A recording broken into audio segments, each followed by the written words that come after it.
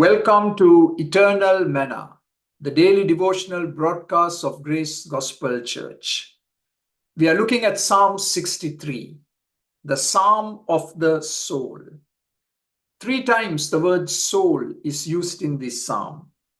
Verses 1 to 4, the thirsting soul. And verses 5 to 7, the satisfied soul. Now, verses 8 to 12, we are going to look at the clinging soul. The clinging soul. So let me read verse 8. My soul clings to you. Now, I read this verse in different translations, and let me give you a couple. My soul follows close behind you. I love the King James Version where it says, my soul follows hard after God. A soul that is following hard after God. David, again, to remind you, is the man after God's own heart. And a man, a woman after God's own heart will follow the Lord wholeheartedly. Will follow hard after the Lord. And this teaches us earnest desire and discipline. Desire and discipline. The desire to follow the Lord and the discipline necessary to follow the Lord. If we can't always have God in our embraces, yet we must always have Him in our eye, reaching forth toward Him as our prize, as Philippians 3:14 says. Now let me repeat that.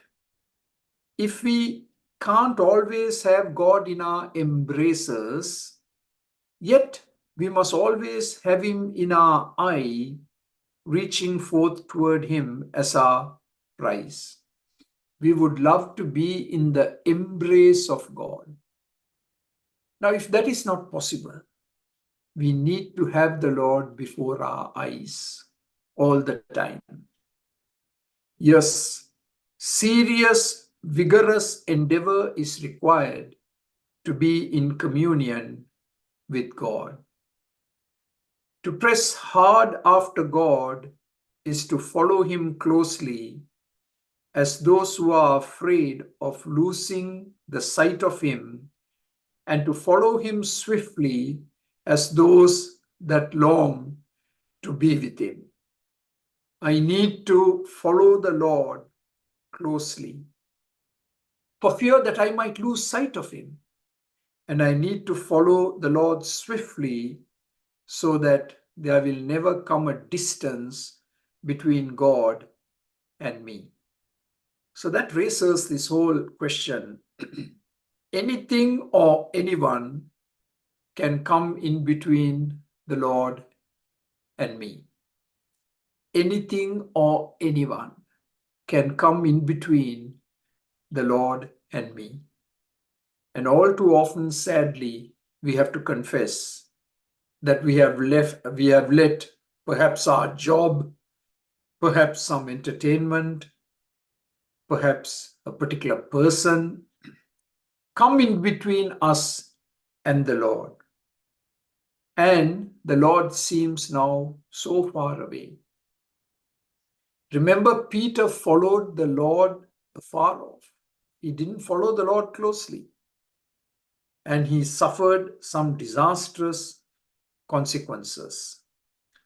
Desire a closer walk with the Lord, and we must aspire to overcome all obstacles.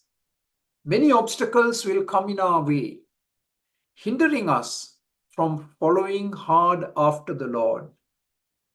I love what is said about Caleb. Numbers 14:24.